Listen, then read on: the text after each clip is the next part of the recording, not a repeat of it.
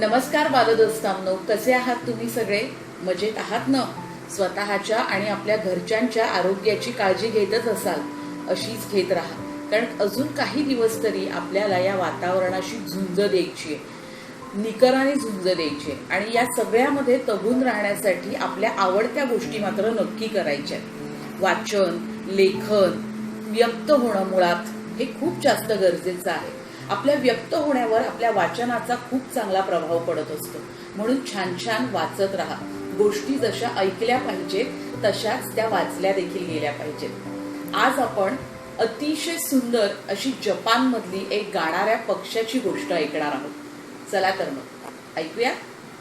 जपानमध्ये एक राजा राज्य करत होता आणि त्याच्याकडे खूप सुंदर सुंदर त्याच्या राजवाड्याच्या आजूबाजूला त्याने बगीचे केलेले होते. त्या बागेमध्ये, त्या बगीचेमध्ये खूप छान छान प्रकारची वेगवेगळी फुलांची झाडं, फळांची झाडं, अतिशय आकर्षक अशी वेगवेगळ्या आकारांची, रंगांची सुबक झाडं त्यांनी लावलेली होती. त्याच्यामध्ये अनेक माळी बागकाम करायला असायचे आणि फुलं असल्यामुळे छान छान सुंदर सुंदर पक्षी सुद्धा तिथे यायचे. त्या पक्ष्यांना ते सगळं त्याचं जे केलेलं तपोवनासारखा प्रकार होता, ते बाग होती, तो बगीचा खूप आवडायचा. त्यामुळे वेगवेगळ्या प्रकारचे अगदी कुठे कुठे जाऊन बघावे लागतील असे पक्षी तिथे वास्तव्याला असायचे. त्याच्या नगरामध्ये समुद्रकिनारी एक झाड होतं. त्या झाडावरती एक पक्षी सुंदर गायचा, बुलबुल पक्षी होता तो. आणि त्या समुद्राच्या इथे जहाजावरून येणारे जे सगळे प्रवासी होते, त्या नगरातले किंवा बाहेरच्या ठिकाणाहून येणारे असे सगळे प्रवासी त्या पक्ष्याचं सुंदर गाणं ऐकून अगदी बेभान होऊन जायचे.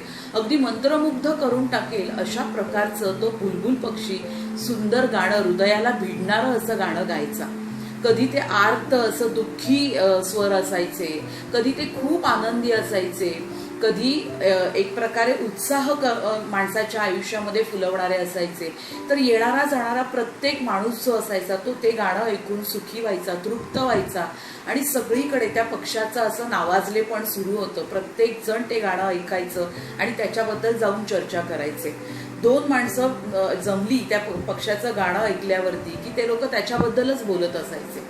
एक दिवशी त्या राजाच्या राजवाड्यामध्ये दुसऱ्या राज्यातून एक राजा आला आणि त्याने म्हटलं, तुमच्या राज्यामध्ये, तुमच्या नगरामध्ये एक सुंदर पक्षी गातो.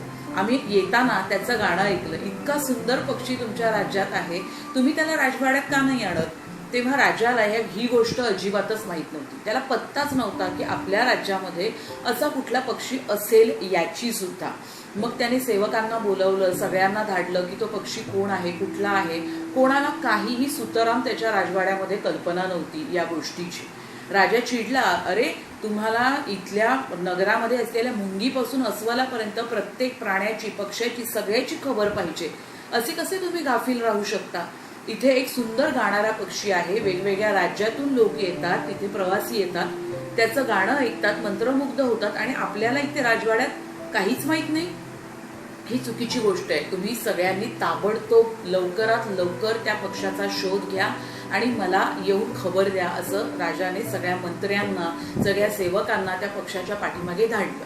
तो पक्षी काही एका ठिकाणी थांबायचा नाही. तो यायचा, जायचा, त्याला कधी वाटेल त्या ठिकाणी बसून तो गायचा.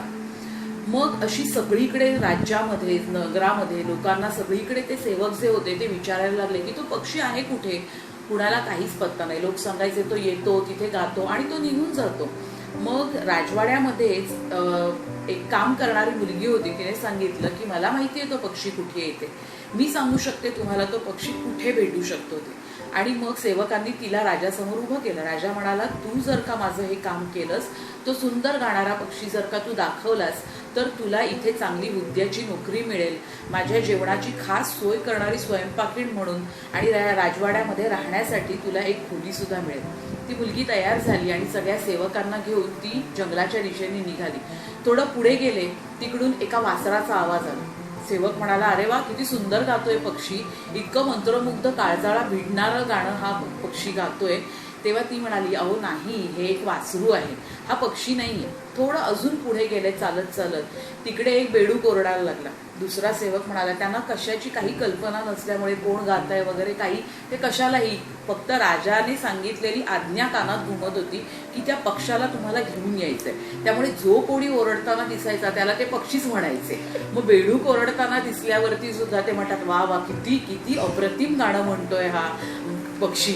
तेव्हा ती मुलगी म्हणते, अहो हा बेडूक ओरडतोय, हा पक्षी कुठून असेल, तुम्हाला सगळीकडे तो गाणारा पक्षीच दिसतोय का, अजून तो थोडा पुढे गेल्यावरती आपल्याला भेटेल.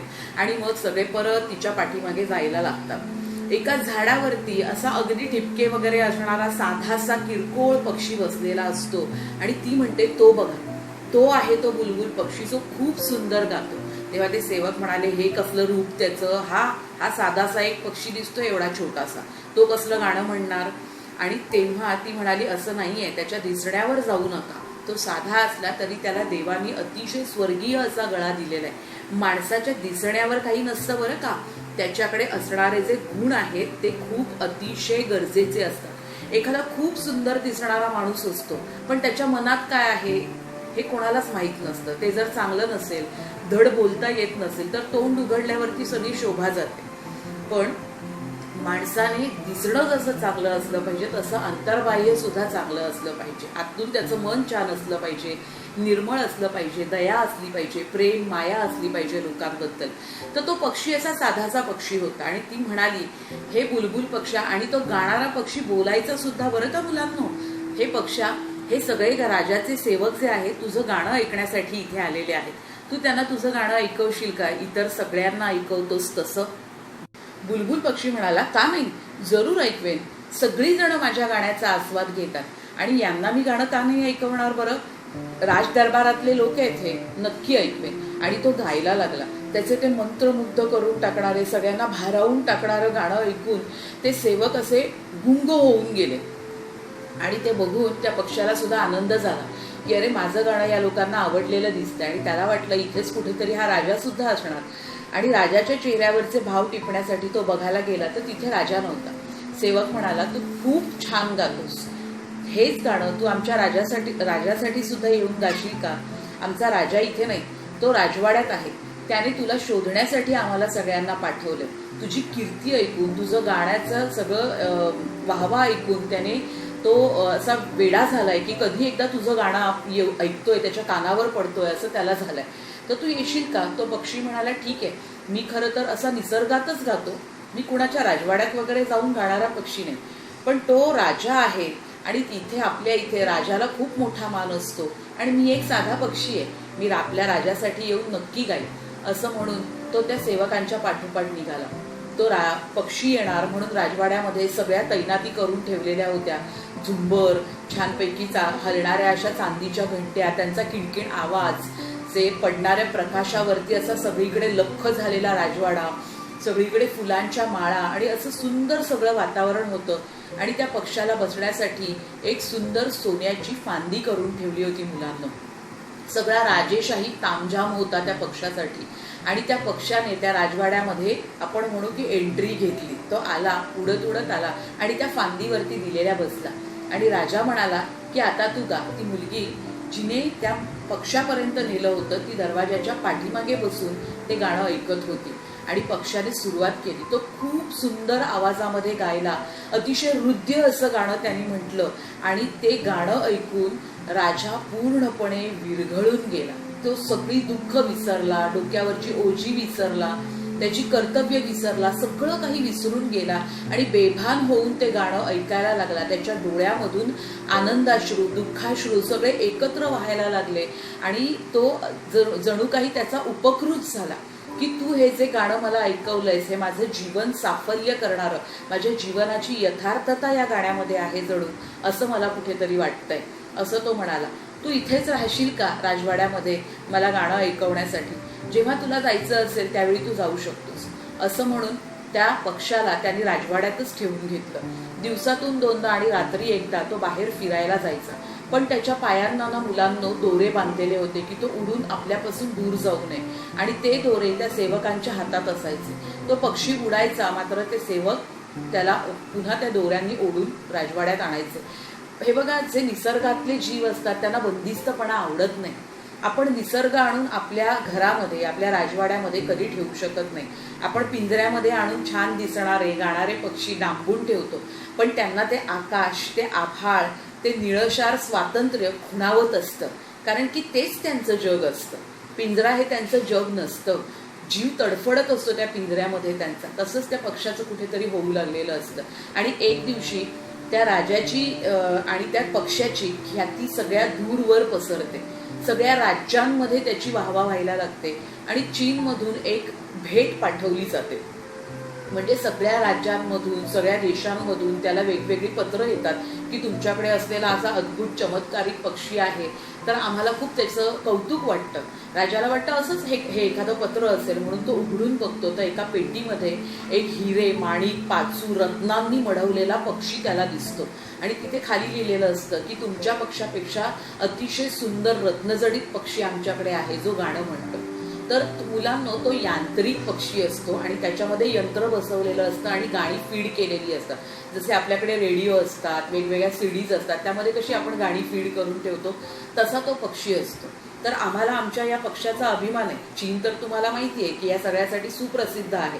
अशा सगळ्या वस्तू बनवायच्या, लोकांना मोहात घालायचं. आज कितीतरी चीनच्या वस्तू, खेळणी सगळं आपण वापरतो कमी दरामध्ये. तर अशी ही वस्तू राजाला पाठवल्यावरती राजा पुन्हा मोहात पडतो की हा पक्षी सुद्धा याच बुलबुल पक्षासारखं गातोय. खूप सुंदर गाणं तो सुद्धा गात असतो. सगळी चांगली चांगली गाणी त्या यंत्रामध्ये हे केलेली असतात. राज्यातले दरबारी येतात, ते ऐकतात. बाहेरून लोक येतात, ते ऐकतात. ते सुद्धा प्रशंसा करायला लागतात. आणि मग थोड्या दिवसांनी राजदरबारी म्हणतात की हा काय पक्षी आहे, बुलबुल पक्षी, चांगला दिसत पण नाही. आणि हा पक्षी तर इतका सुंदर हिरे रत्न माणकांनी भरलेला आहे आणि इतकी छान गाणी गातो. आणि असं म्हणता म्हणता सगळेजण त्याच यांत्रिक पक्षाची गाणी ऐकायला लागतात. थोड्या दिवसांनी त्या बुलबुल पक्षाला कुठेतरी विसरायला लागतात. आणि मग एक दिवशी ती गाणी ऐकत असताना राजाच्या लक्षात येतं की अरे, हा बुलबुल पक्षी कुठे आहे, मला तर त्याचं गाणं ऐकायचंय. ही गाणी लोकांच्या तोंडपाठ झालेली असतात, कारण तीच गाणी, तेच सगळं त्याच्यामध्ये वाजत असतं. वेगळं काही नसतं, अंतरातून, हृदयातून आलेलं काहीच नसतं. मग त्या बुलबुल पक्षाची ओढ पुन्हा एकदा राजाला सतावायला लागते. एक दिवशी तो असाच आपल्या राजदरबारामध्ये, त्याच्या राजवाड्यातल्या त्याच्या कक्षामध्ये झोपलेला असतो गाणं ऐकत ऐकत. आणि त्याचा हात लागतो आणि त्या पक्षामध्ये काहीतरी कुट असा आवाज होतो आणि गाणं ऐकायला यायचं बंद होतं. आणि मग तो पक्षी गायचा बंद होतो. राजाला अगदी कसं तसंच वाटायला लागतं. तो राजवैद्यांना बोलवतो, पण राजवैद्य काय करणार त्या यंत्राला. मग जो यांत्रिक असतो, जो तंत्रज्ञ असतो, त्या याला बनवणारा, त्याला बोलावलं जातं त्या देशामधून आणि ते दाखवलं जातं. तेव्हा तो म्हणतो की इतकी वर्ष गाणी गाऊन गाऊन त्याचं यंत्र आता खराब झालंय आणि दुसरं यंत्र सुद्धा त्यामध्ये बसवता येणार नाही. त्यामुळे हा फार तर वर्षातून एकदा कधीतरी थोडंसं गाऊ शकतो, असं तो सांगतो. आणि आता हा पक्षी फार काही टिकणार नाही असं सांगून निघून जातो. तेव्हा राजा हळूहळू दुःखामध्ये बुडायला लागतो की अरे, माझा जो चांगला बुलबुल पक्षी होता त्याला आम्ही याच्या यंत्राच्या नादामध्ये घालवून बसलो. बघा, आज जसं आपण कुठेतरी हे करतो, पश्चाताप करतोय की पाऊस पडत नाही, आपण निसर्ग संपवत चाललेलो आहोत, आपण वेगवेगळी झाडं लावत नाहीत, आपल्याला निसर्गाचं, झाडाचं महत्त्व नाही. फक्त सुट्ट्यांच्या दिवसात जिथे निसर्ग असेल तिथे जायचं, नाचधूस करायची आणि मग पाऊस पडत नाही म्हणून मग त्याच्या नावाने ठणाणा करायचा. पण निसर्गच नसतील, डोंगर नसतील तर हा पाऊस कुठून पडणार, आपल्याला अन्न कुठून मिळणार, शेती कुठून पिकणार, हा विचार आपण कधी करतच नाही. जेव्हा सगळं हातामधून निसटून जातं आणि आपल्यावर संकट ओढावतं, त्यावेळी आपल्याला त्या निसर्गाचा खऱ्या अर्थाने महत्त्व कळायला लागतं. तसंच या राजाला सुद्धा त्या बुलबुल पक्षाचं महत्त्व समजलेलं होतं की तो खऱ्या अर्थाने हृदयापासून, अंतरातनं गाणं गाणारा पक्षी होता. तो मला हवाय. राजा हळूहळू आजारी पडायला लागतो, दुःखाच्या सागरात बुडून जातो त्या पक्षासाठी. त्याचं ते गाणं त्याला सतत आठवत राहतं. हळूहळू इतका आजारी पडतो की दुर्धर आजारीमध्ये, तो जो आजार बरा होऊ शकत नाही अशा आजारात जातो. सगळे उपचार केले जातात, तो पक्षी काही कोणाला कुठे सापडत नाही. आणि मग आता शेवटच्या घटका तो मोजणार अशा परिस्थितीत स्वतःच्या कक्षात झोपलेला असताना झाडाच्या एका फांदीवरती तो बुलबुल पक्षी येतो आणि गाणं म्हणतो. निचेष्ट झालेलं त्याचं जे शरीर असतं ते ती गाणी ऐकून त्याच्या शरीरामध्ये पुन्हा जोरात रक्तप्रवाह वाहायला लागतो आणि त्याच्यामध्ये एक प्रकारची चेतना येते, स्फुरण येतं. ते गाणं ऐकून तो म्हणतो की तू मला स्वर्गीय आनंद दिलायस, तुला काय हवं ते सांग. तेव्हा तो पक्षी म्हणतो, राजा तुझे जे अश्रू हे जे ओघळत आहेत हे गाणं ऐकून, हेच माझ्यासाठी हिरे माणिक मोती यापेक्षा खूप मोठे आहेत. मला कुठल्याही गोष्टीची अजिबातच हाव नाहीये. मला तुझा आनंद हवा होता, तू आजारी होतास हे मला कळलं आणि म्हणून मी तुला गाणं ऐकवायला आलो.